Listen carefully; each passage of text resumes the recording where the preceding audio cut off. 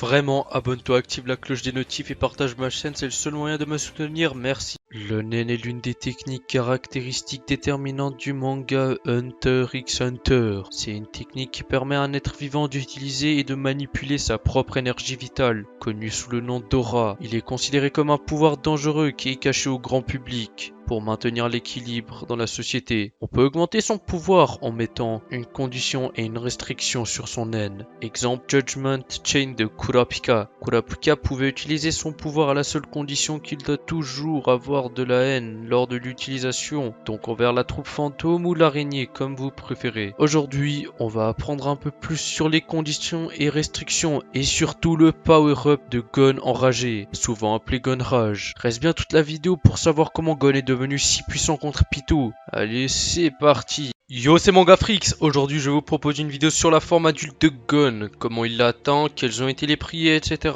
Alors, avant de savoir comment il s'est transformé, il faut savoir qu'est-ce que c'est une condition de nen. C'est lorsqu'un utilisateur de nen met une restriction et une condition sur son nen. Je m'explique. On sait que la puissance d'un utilisateur peut être augmentée, comme nous l'a expliqué le sensei de Kurapika, celui qui avait appris le nen entre autres. Alors, on sait que si Kurapika, qui est de la matérialisation, matérialisait une épée, elle serait moins forte qu'une vraie épée qui a été forgée. Mais cette épée peut devenir plus forte si on met une condition à notre nen. Pour que vous compreniez mieux, je vais vous faire quelques exemples. Premier exemple, le Judgment Chain de Kurapika ne peut être utilisé que contre la brigade fantôme. S'il venait à l'utiliser contre des autres personnes, il en mourrait. C'était pour ça qu'il était si puissant face à la brigade fantôme et cheaté, car la condition et la restriction étaient très élevées, donc la mort. La condition se fait en si, donc la condition c'est de savoir par exemple contre qui il pourra utiliser ce pouvoir, ou bien dans quelle situation, et la restriction est la conséquence du non-respect de la condition imposée pour le power-up, ou bien qu'est-ce qui se passe si on utilise ce pouvoir. Donc on peut le faire différemment, mais bien sûr, plus la condition et la restriction seront élevées, plus le pouvoir qui va en découler sera puissant. Maintenant que vous en savez plus sur les conditions et les restrictions, je peux enfin vous parler de comment Gon est devenu si fort et de qu'est-ce que c'est vraiment que Gon Rage et Gon adulte.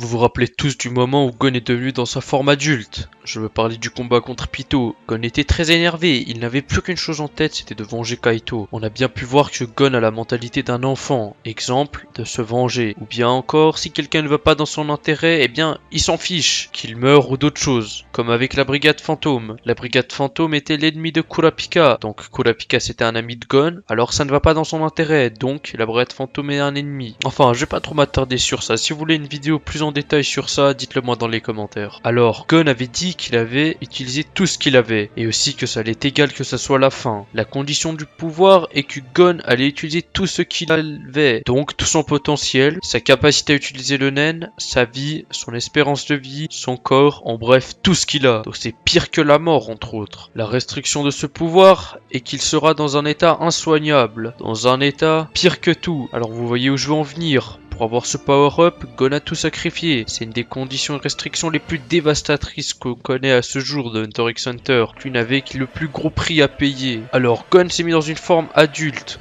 qu'il aurait pu atteindre avec sûrement plus de 20 ans d'années d'entraînement sans relâche. Il y avait une symbolique très intéressante avec le temps quand il s'est transformé. Je veux parler de la longueur de ses cheveux. Ses cheveux faisaient plus de 10 ou bien 15 mètres de haut. C'était pour montrer à quel point il aurait dû s'entraîner pour arriver à ce stade. Je veux dire par exemple s'il ne se coupe plus les cheveux jusqu'à qu'il ait fini son entraînement pour un tel power-up, il serait très long et je peux vous assurer que ce n'est pas 10 ans qu'il faudrait pour avoir ses cheveux. Et je dirais plus du 20 à 25 ans. Maintenant on va faire une petite analyse de Gon adulte ou bien Gon Rage comme vous préférez. Déjà on peut remarquer qu'il est devenu très musclé et qu'il a une force physique surhumaine car on sait qu'avec un coup de pied il a terminé Pitou. Regardez comme elle a souffert du coup de pied. Aussi son Jankengu est clairement devenu plus fort et plus gros. Il est dévastateur. Tu te prends un Janken de Gon adulte, sois sûr que c'est terminé pour toi. Après le combat, quand le nen de Pitou est resté, donc quand Pitou a eu un nen après la mort encore plus puissant qu'avant, Gon n'a pas eu du mal à le finir. Il s'est fait juste prendre un bras, mais il était retourné et pas concentré. Et aussi je tends à dire qu'il l'a fait exprès de se faire prendre un bras pour ressembler à Kaito. Enfin bref, c'est mon avis, même s'il le dit clairement. Alors le verdict est que les conditions et restrictions peuvent vraiment amener un pouvoir de malade, mais juste pour un instant,